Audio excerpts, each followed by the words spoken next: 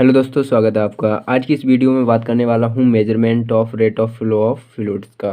जो fluid flow करता है वो किस रेट से फ्लो करता है, उसका जो रेट है उसको मेजर करने के लिए हम कौन कौन सी डिवाइस का यूज करते हैं उनके बारे में मैं डिस्कस करने वाला हूँ। कौन कौन सी डिवाइस हैं उनके बारे में, और किस टाइप्स की होती हैं, उसका कंस्ट्रक्शन, एप्लीकेशन क्या क्या होते हैं, डिसएडवांटेज क्या क्या होते हैं और एडवांटेज क्या क्या होते हैं, और उनकी वर्किंग क्या रहती है, तो इसके बारे में डिस्कस करने वाले हैं। इससे पहले हम फ्लो ऑफ फ्लूइड्स के इंट्रोडक्शन के बारे में डिस्कस कर चुके हैं, फिर मैनोमीटर के बारे में डिस्कस किया था, फिर रेनॉल्ड्स नंबर उसके एप्लीकेशंस के बारे में डिस्कस किया था, और बर्नौली थ्योरम और उसके एप्लीकेशंस के बारे में डिस्कस किया था। फिर हमने energy losses during flow of fluids के बारे में डिस्कस किया था, और आज के इस वीडियो में इस टॉपिक को कवर करने की कोशिश करेंगे।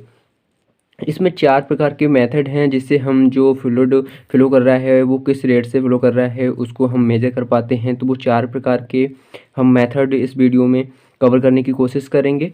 सो वीडियो को लास्ट तक देखें।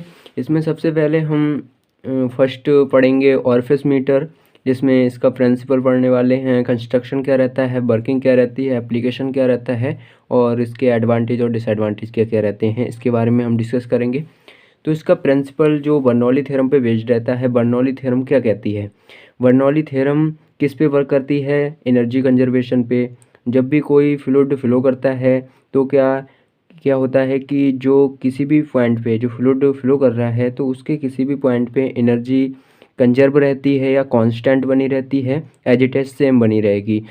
जैसे ए पॉइंट पे कोई एनर्जी, टोटल एनर्जी है, और फ्लूइड फ्लो करने के बाद वी पे पहुंच रहा है तो उसकी एनर्जी कंजर्व रहेगी, एज इट इज बनी रहेगी। जो ए पॉइंट पे थी वो बी पे रहेगी, यानी कि कांस्टेंट बनी रहेगी। और इसमें हम ऑरिफिस मीटर को हम ऑरिफिस प्लेट मीटर भी कह सकते हैं, क्योंकि इसमें हम ऑरिफिस प्लेट यूज करते हैं जो क्या करती हैं, जो फ्लूइड फ्लो कर रहा है उसके वेलोसिटी को हमें मेजर करके बताती हैं। तो इसमें हम जो ऑरिफिस प्लेट यूज करते हैं वो इस प्रकार से हम इसमें लगाते हैं, जो कि इनलेट और आउटलेट के बीच में गैस्केट की मदद से फिक्स हैं, उसमें हम फिक्स कर देते हैं। और इधर से क्या करते हैं, जो फ्लूइड है वो एंटर कराते हैं, और फ्लूइड नॉर्मली फ्लो करने के बाद जब वो इन दोनों के बीच, जब ऑरिफिस प्लेट के बीच आता है तो वो कांटेक्ट हो जाता है। इसकी वजह से वेना कांटेक्ट यहाँ पे बनता है, और यहाँ पे एक होल बनता है जिसके थ्रू ये पास होके जाता है। यहाँ पे हम इसमें जो कि आउटलेट और इनलेट लेते हैं, और एक डिफरेंशियल मैनोमीटर लेते हैं जो कि डिफरेंस बिटवीन प्रेशर हमें मेजर करके बताता है। जो प्रेशर में डिफरेंस आता है उसको मेजर करके हमें बताता है। तो इसका ये कंस्ट्रक्शन रहता है, यानी कि क्या क्या यूज करते हैं। इसमें हम ऑरिफिस प्लेट यूज करते हैं, इनलेट करते हैं यूज, आउटलेट करते हैं यूज, और इसमें हम डिफरेंशियल मैनोमीटर यूज करते हैं। इसकी हम वर्किंग को अलग से एक डायग्राम की हेल्प से देखने की कोशिश करेंगे कि ये वर्किंग कैसी रहती है। तो इसमें एक तरफ से हम क्या करते हैं, जो फ्लूइड होता है उसको एंटर कराते हैं, और दूसरी तरफ से क्या कर लेते हैं, आउट गोइंग करते हैं उसकी, यानी कि आउट कर देते हैं। तो इसमें जब हम एंटर कराते हैं फ्लूइड को तो उसका जो प्रेशर होगा वो नॉर्मली फ्लो कर रहा है, तब उसका जो प्रेशर होगा वो पॉइंट ए पे हम मेजर करते हैं, जिसे हमने पी ए कहा है। और जब वो यहाँ से पास हो जाता है, जो ऑरिफिस प्लेट हैं उनके थ्रू जब कांटेक्ट होके बिना कांटेक्ट बनता है, जब फ्लूइड क्या हो जाता है, कांटेक्ट हो जाता है। जब वो फ्लूइड कांटेक्ट होता है वेलोसिटी बढ़ जाती है, वेलोसिटी इंक्रीज हो गई और प्रेशर क्या हो जाएगा, डिक्रीज हो जाएगा। तो जो प्रेशर डिक्रीज हुआ वो हमने पॉइंट बी पे हमने मेज़र किया है।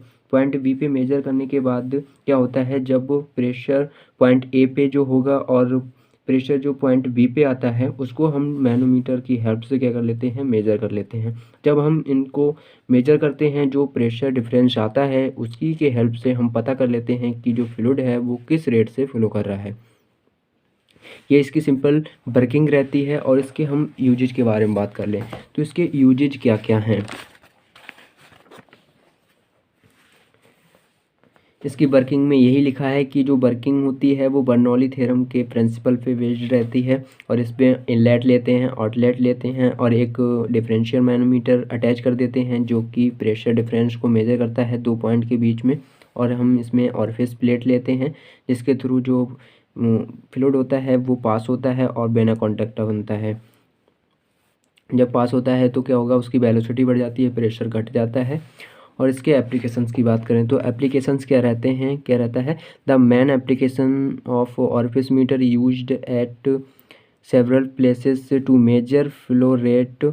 इसका क्या होता है application, measure flow rate such as water treatment plants में जो वाटर क्या होता है फ्लो होता है उसके रेट को मेजर करने के लिए और नेचुरल गैसेस के रेट को मेजर करने के लिए यूज किया जाता है। और इसके एडवांटेज की बात करें तो ये क्या होता है वेरी चीप होता है, सस्ता पड़ता है और इजी मेथड है, आसान भी है और सस्ता भी पड़ता है। It can be measure flow rate in large pipe, maintenance cost is low. इसमें क्या होता है जो बड़े बड़े पाइप होते हैं उसमें जो फ्लूइड फ्लो करता है उसके भी रेट को क्या करता है ये मेजर करके बता देता है। क्योंकि ये सस्ता होता है मेंटेनेंस में इसीलिए हम इसको बड़े बड़े पाइप के जो फ्लूइड फ्लो कर रहा है उसके भी रेट को पता कर लेते हैं। और इसका डिसएडवांटेज क्या है, मेंटेनेंस प्रॉब्लम आती है, क्रिएट कर देता है ये, क्योंकि ये मेंटेन करने में दिक्कत आती है इसमें। और क्या है प्योर एक्यूरेसी रखता है, ठीक है। इसके बाद सेकंड आता है वेंचुरीमीटर। वेंचुरीमीटर क्या है, कंस्ट्रक्शन क्या है उसका, वर्किंग क्या रहती है, प्रिंसिपल किस पे कार्य करता है और इसके एप्लीकेशन डिसएडवांटेज एडवांटेज क्या रहते हैं इसके बारे में डिस्कस करेंगे।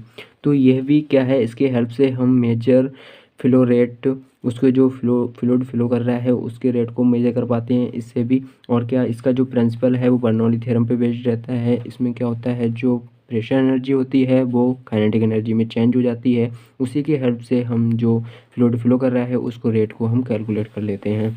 इसमें कंस्ट्रक्शन की बात करें तो जो कंस्ट्रक्शन है वो 3 भागों में बांटा गया है, यानी कि 3 पार्ट होते हैं इसके। कन्वर्जिंग इनलेट जिसे इनलेट कोन का है, थ्रोट जो कि वेंचुरीमीटर थ्रोट का है जिसे, और डाइवर्जेंट कोन और आउटलेट कोन जिसको हमने आउटलेट कोन कहा है, ठीक है। जो बना हुआ होता है वो किस किस का बना हुआ होता है, वेंचुरीमीटर किसका बना होता है तो आयरन का बना हो सकता है, ब्रॉन्ज का बना हो सकता है या फिर स्टील का बना होता है। इसके हम कंस्ट्रक्शन को देखें और इसकी वर्किंग को समझने की कोशिश करें तो ये एक इस टाइप का बना हुआ होता है वेंचुरोमीटर, जिसमें क्या होता है कन्वर्जिंग कोन होता है, डाइवर्जिंग कोन होता है। कन्वर्जिंग कोन 19 से 21 डिग्री एंगल पे क्या होता है बना हुआ होता है और डाइवर्जिंग कोन 5 से 15 डिग्री पे बना हुआ होता है। जो डायामीटर पाइप का पहले होता है वो डी एंड देन उसके बाद क्या रहता है स्मॉल डी रहता है, ठीक है। जिसमें ये थ्रोट है वेंचुरोमीटर थ्रोट, ठीक है। ये एक यहाँ पे डिफरेंशियल मैनोमीटर हमने अटैच कर दिया है जो कि प्रेशर डिफरेंस को मेजर करता है। जब यहाँ से वर्किंग की बात करें तो जब यहाँ से फ्लूइड को हम एंटर कराते हैं तो वो डायामीटर कौन सा होता है कैपिटल डी, ठीक है। जब डायामीटर को हम कम कर देते हैं स्मॉल डी कर देते हैं, ठीक है, तो क्या होता है उसका प्रेशर कम हो जाता है और वेलोसिटी बढ़ जाती है। वेलोसिटी बढ़ जाएगी क्योंकि हमने उसे कन्वर्ज कर दिया है, उसको हमने जो पाइप था उसको कांटेक्ट कर दिया है, इसकी वजह से क्या होता है वेलोसिटी बढ़ जाती है और जो प्रेशर में चेंज आता है। पहले क्या था प्रेशर पॉइंट ए पे हमने मेजर करके रखा था, पॉइंट ए पे प्रेशर था वो पी ए था, ठीक है। अब जब वो क्या होता है जब कॉन्ट्रैक्ट हो गया है पाइप, वेलोसिटी बढ़ गई है तो प्रेशर में डिफरेंस आ गया यानी कि घट गया है। तो जो घटा हुआ प्रेशर होता है वो हम पॉइंट बी पे मेजर कर लेते हैं पी वी। जब इन दोनों को इनके बीच में जो डिफरेंस आता है चेंज आ रहा है तो उसको हम मेजर करते हैं डिफरेंशियल मैनोमीटर की हेल्प से। इससे हम जो डिफरेंस आता है प्रेशर में उसकी हेल्प से हम क्या कर लेते हैं अब जो फ्लूइड फ्लो कर रहा है उसके रेट को पता करते हैं। जब हमें पता चल जाता है कि कितना प्रेशर डिफरेंस आ रहा है उसी की हेल्प से हम पता कर लेते हैं कि फ्लूइड कितना रेट से फ्लो कर रहा है, ठीक है। ये थी वर्किंग और ये कंस्ट्रक्शन यानी कि किस तरह का होता है वेंचुरोमीटर, तो ये था। और इसके यूजेज की बात कर लें तो इसके यूजेज और एप्लीकेशंस, जो फ्लूइड डर्टी होता है और गैसेस होते हैं या फिर लिक्विड होता है उसको मेजर करता है, ठीक है। उसके रेट को मेजर करके हमें बताता है। और इसमें हम किस में यूज करते हैं जो वाटर सप्लाई इंडस्ट्रीज होती हैं जिसमें जो वाटर सप्लाई किया जाता है उसके फ्लूइड जो फ्लूइड है या फिर वाटर है उसके रेट को हम क्या करते हैं मेजर करते हैं। Commonly use in water supply industry, जो वाटर सप्लाई इंडस्ट्री है उसमें यूज करते हैं, ठीक है। और एडवांटेज बात करें तो एडवांटेज में ये power loss is very loss. इसके थ्रू क्या होता है, एनर्जी लॉस नहीं होती है या पावर लॉस नहीं होती है, ये एडवांटेज रहता है। और इसका smooth construction and low cone angle, low cone angle की वजह से क्या होता है, हम जो डर्टी फ्लूइड्स होते हैं उनके भी रेट को क्या कर लेते हैं, मेजर कर लेते हैं कि वो किस रेट से फ्लो कर रहा है। It can be installed in any direction, horizontal, vertical and inclined. और इसे हम किसी भी डायरेक्शन में फिट कर सकते हैं, हॉरिजेंटल कर सकते हैं या फिर वर्टिकल डायरेक्शन में या फिर इंक्लाइंड भी, किसी भी डायरेक्शन में हम इसे फिक्स करके यूज कर सकते हैं, ठीक है। और ये more accurate than orifice meter, ये मोर एक्यूरेट होता है। इसकी जो रेंज होती है वो होती है 0.25% टू ±3%, जो होती है ±0.25% टू ±3% तक ये एक्यूरेसी प्रदान करता है, ठीक है। ईजी टू ऑपरेट, और इसे हम ऑपरेट करने में आसान होता है। डिसएडवांटेज की बात कर लें तो ये बहुत महंगा पड़ता है। क्या है, कॉस्टेज हाई, इसकी जो कॉस्ट रहती है बहुत ही हाई रहती है। It can not be use in pipe that has small diameter 70 mm, और इसको हम बड़े पाइप में या पाइप में हम इसे यूज नहीं कर पाते हैं क्योंकि ये छोटा होता है। कितने डायमीटर में होता है, 70 mm। It's maintenance is not easy, इसे मेंटेन करना ईजी नहीं होता है, यह इसका डिसएडवांटेज है। और इसके बाद हम थर्ड पढ़ने वाले हैं पाइटोमीटर, उसके एडवांटेज डिसएडवांटेज पढ़ेंगे। वर्किंग प्रिंसिपल, कंस्ट्रक्शन क्या रहता है और उसका किसने दिया था, ये इसके बारे में हम डिस्कस करेंगे। तो ये पाइटोमीटर हेनरी पाइटोट एक साइंटिस्ट थे, उन्होंने दिया है, इसी वजह से हम इसे पाइटोमीटर कहते हैं और इसे हम पाइटोट प्रोब भी कहते हैं, ठीक है। इससे क्या होता है, ये एक ऐसी डिवाइस है जिसके थ्रू हम फ्लूइड वेलोसिटी को मेजर करते हैं, पर हम इससे rate of flow of fluids जो कि लिक्विड एंड गैसेस को भी मेजर कर पाते हैं। इसका जो प्रिंसिपल होता है वो बर्नौली थ्योरम पे बेस्ड रहता है। बर्नौली थ्योरम में क्या होता है, जब वेलोसिटी कम हो जाती है तो प्रेशर बढ़ जाता है। जब वो किसी भी पॉइंट पे जब वेलोसिटी कम हो रही है और प्रेशर बढ़ रहा है तो उस दौरान क्या होगा, काइनेटिक एनर्जी प्रेशर एनर्जी में कन्वर्ट हो जाती है, ये प्रिंसिपल कहता है। और इसकी कंस्ट्रक्शन की बात करें तो कंस्ट्रक्शन में देख लें कि दो हम इसमें ट्यूब लेते हैं। एक ट्यूब ये है जिसे यहाँ पे हमने मेजर करते हैं स्टैटिक प्रेशर, और एक स्टैग्नेशन ट्यूब लेते हैं जिसके थ्रू हम स्टैग्नेशन प्रेशर को मेजर कर पाते हैं। जब हम इधर से क्या करते हैं, फ्लूइड को एंटर कराते हैं वेलोसिटी v से, जब फ्लूइड फ्लो करता है तब एक पॉइंट मिलता है जिसे हमने स्टैग्नेशन पॉइंट का है, जहाँ वेलोसिटी यानी कि जो फ्लूइड फ्लो होना बंद हो जाएगा, वेलोसिटी जीरो हो जाती है, उस समय काइनेटिक एनर्जी भी जीरो हो जाएगी और जो प्रेशर एनर्जी है वो बढ़ जाती है।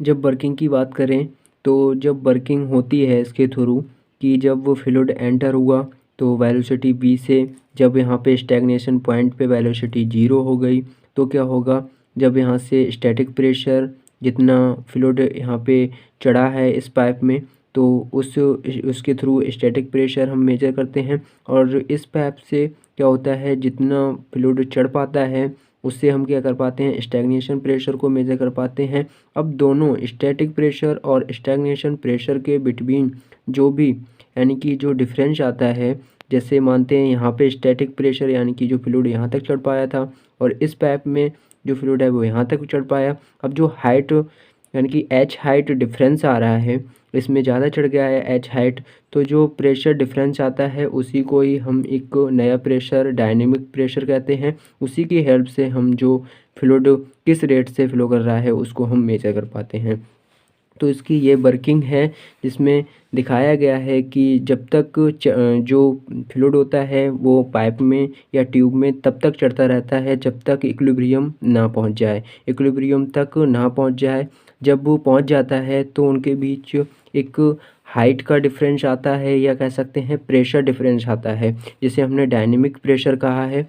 जो डायनेमिक प्रेशर क्या होता है, pressure dynamic is equal to pressure stagnation minus pressure static, इनके दोनों के बीच जो प्रेशर डिफरेंस आता है उसको हमने प्रेशर डायनेमिक कहा है। उसी के हेल्प से हम क्या कर पाते हैं, जो प्रेशर जो क्या कहते हैं फ्लूइड फ्लो कर रहा है उसके रेट को हम पता कर पाते हैं। और एक वेलोसिटी फार्मूला या इक्वेशन है जो कि actual velocity equal to C B root two G H. H यहाँ पे वही डायनेमिक प्रेशर है या फिर हाइट है जो कि डिफरेंस बता रही है बिटवीन स्टैग्नेशन प्रेशर और स्टैटिक प्रेशर के बीच में। इसके थ्रू हम इस इक्वेशन के थ्रू हम वेलोसिटी को मेजर कर पाते हैं।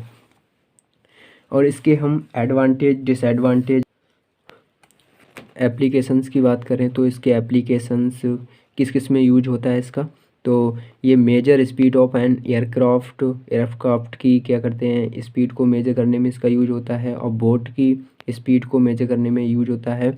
और इसका यूज हम जो फ्लूइड किस वेलोसिटी से फ्लो कर रहा है उस वेलोसिटी को मेजर करने के लिए भी इसका यूज करते हैं। और एडवांटेज की बात करें तो it is easy and economical to install, और सस्ता पड़ता है, इसे हम लगा सकते हैं। It has no moving part, इसमें कोई भी ऐसा पार्ट नहीं होता है जो कि मूव करता हो।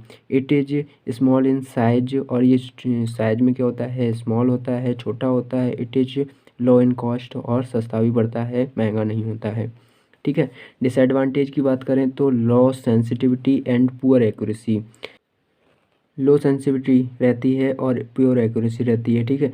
नॉट सुटेबल फॉर डर्टी और sticky fluid like sewage disposal, इसके थ्रू जो सीवेज डिस्पोजल है उसके फ्लो का रेट को हम क्या मेजर नहीं कर पाते हैं, ये डिसएडवांटेज रहता है। इससे पहले हमने पढ़ा था वेंचुरीमीटर, उसमें क्या होता है जो डर्टी फ्लूइड होता है उसके हम मेजर कर पाते हैं और इसमें हम नहीं कर पाते हैं, तो इसका ये डिसएडवांटेज रहता है। जब हम किसी भी सीवेज डिस्पोजल को उसकी रेट को किस रेट से फ्लो कर रहा है तो उसको मेजर करने के लिए हम वेंचुरीमीटर का यूज करेंगे, ना कि इसका यूज करेंगे। ठीक है। और इसके बाद आता है रोटामीटर जो कि लास्ट है, फोर्थ है, उसके बारे में हम डिस्कस कर लें। रोटामीटर की बात करें तो रोटामीटर इसका प्रिंसिपल क्या है, कंस्ट्रक्शन क्या है, वर्किंग क्या है, और इसके एप्लीकेशंस एडवांटेज एंड डिसएडवांटेज क्या है इसके बारे में हम बात करेंगे। तो ये एक ऐसी डिवाइस है जिसकी हेल्प से हम जो फ्लूइड फ्लो हो रहा है उसको हम मेजर कर पाते हैं। ये एग्जांपल होता है वेरिएबल एरिया मीटर का जो कि कार्ल्स क्यूपर्स ने इन्वेंटेड किया था। इसकी डिस्कवरी कार्ल्स क्यूपर्स के द्वारा की गई है। और इसका प्रिंसिपल वेरिएबल एरिया प्रिंसिपल पे बेस्ड रहता है। वेरिएबल एरिया प्रिंसिपल क्या कहता है, जब वो फ्लूइड फ्लो होना स्टार्ट होता है तब क्या होता है, जो टेपर्ड ट्यूब में फ्लूइड पहले से प्रेजेंट है वो क्या करेगा, अब वो भी फ्लो होना स्टार्ट हो जाता है। वो नीचे की तरफ से क्या होगा, ऊपर की तरफ फ्लो होना स्टार्ट हो जाएगा और क्रॉस सेक्शन एरिया को बढ़ाता जाएगा।